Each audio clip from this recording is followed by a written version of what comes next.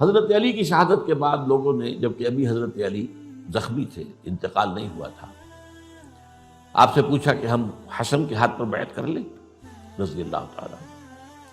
آپ نے فرمایا نہ میں تمہیں اس کا حکم دیتا ہوں اور نہ روکتا ہوں، یہ تمہارا معاملہ ہے، امر المسلمین ہے، مسلمان فیصلہ کر لیں جس کو چاہیں.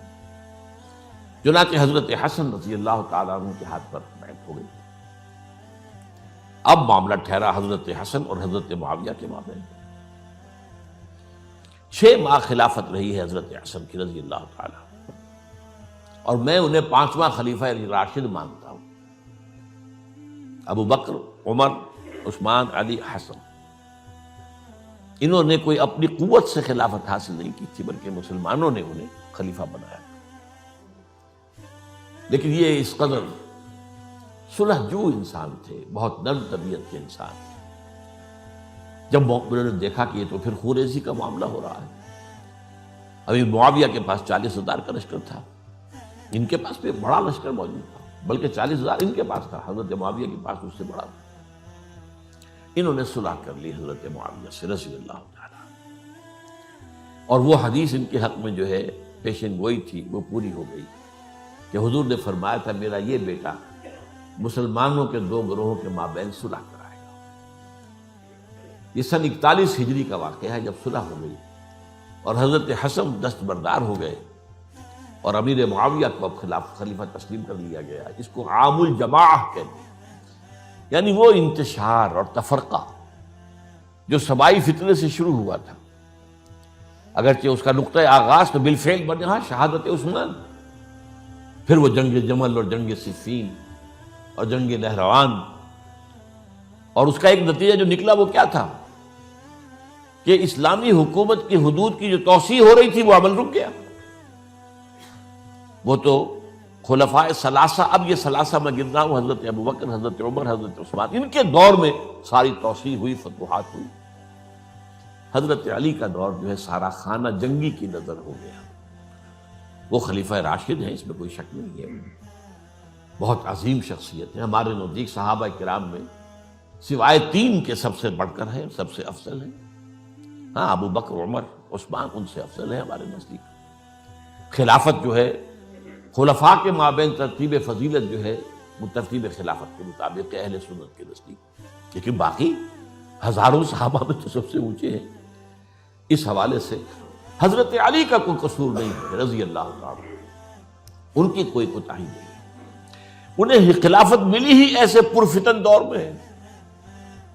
اگر کہنا جو ہے اگرچہ روکا گیا ہے کہ یہ کلمہ لو مت استعمال کیا کرو، اگر یوں ہوتا تو یوں ہو جاتا، لیکن یہ کہ بہرحال ہمارا سوچنے کا ایک انداز ہے. اگر حضرت علی کو اول دور میں خلافت ملی ہوتی تو ان کے کچھ اور نتائج اور ہوتے.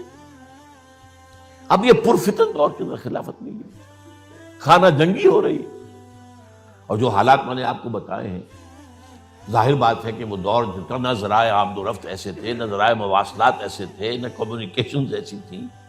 وہ تو یوں سمجھیے کہ دارالخلافہ کے اندر کے حالات جو ہیں بس وہیں پر فیصلہ ہو رہا تھا. یا پہلے مدینے میں ہوا، حضرت عثمان شہید ہوئے، اور یا پھر کوفے میں ہو گیا. وہ تو اصل جو بھی طاقت اس مرکز کے اندر جس کے پاس طاقت تھی اسی نے جو بھی اپنا فیصلہ ہے وہ منگوا لیا. بہرحال یہ جو حضرت حسن نے مصالحت کی ہے جس کی بنا پر ہم تو انہیں سلام کرتے ہیں، ان کا احترام کرتے ہیں، انہوں نے خانہ جنگی ختم کی، فساد جو ہے اس کی جڑ کاٹ دی، تعامل جماعت ہو گیا، اب امن ہو گیا.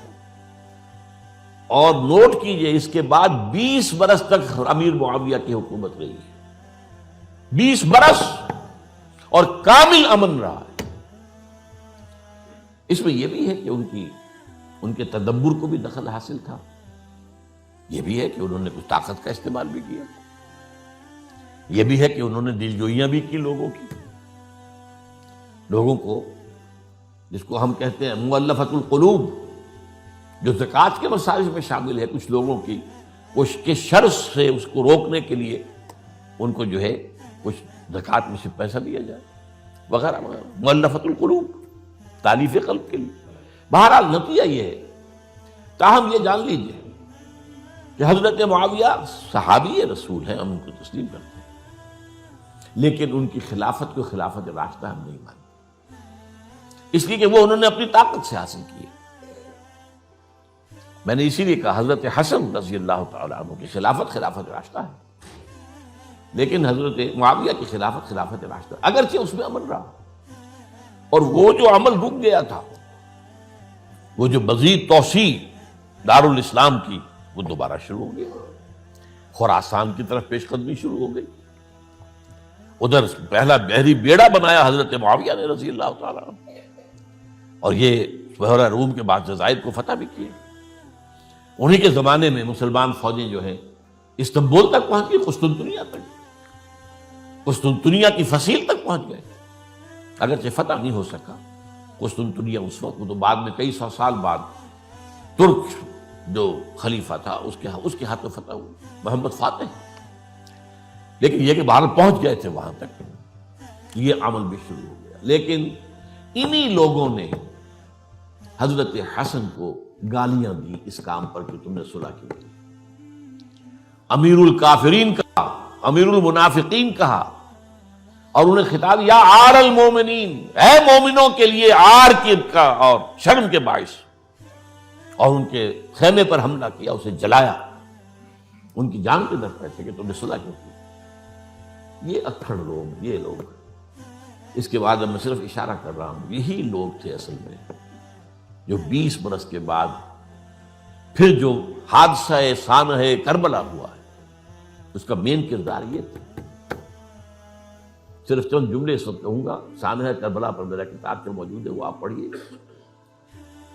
حضرت معاویہ رضی اللہ تعالیٰ عنہ کو مغیرہ ابن شعبہ ایک بزرگ صحابیوں میں سے تھے، انہوں نے مشورہ دیا کہ دیکھیے آپ کی خلافت سے پہلے 4 برس تک خانہ جنگی رہی، 1 لاکھ کے قریب مسلمان ایک دوسرے کی تلواروں سے ختم ہوئے۔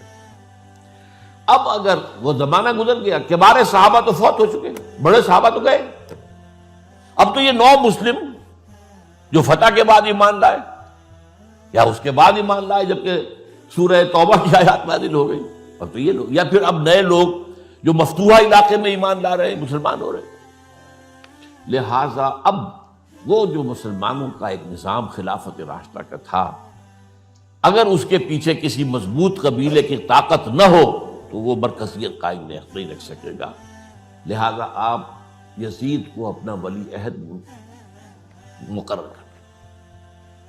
حضرت معاویہ کچھ رہے متردد، لیکن بعد میں ان کی سمجھ میں یہ بات آ گئی۔ یہاں یہ نوٹ کر لیجئے کہ میں یا آپ حضرت معاویہ کے فیصلے سے اختلاف کر سکتے ہیں، ان کی نیت پر حملہ نہیں کر سکتے، وہ صحابی ہیں، الصحابہ کلہم عدول، ان کی نیت یہی کہ مسئلہ سمجھی اس میں کہ وہی امن جو ہے وہ برقرار رہے،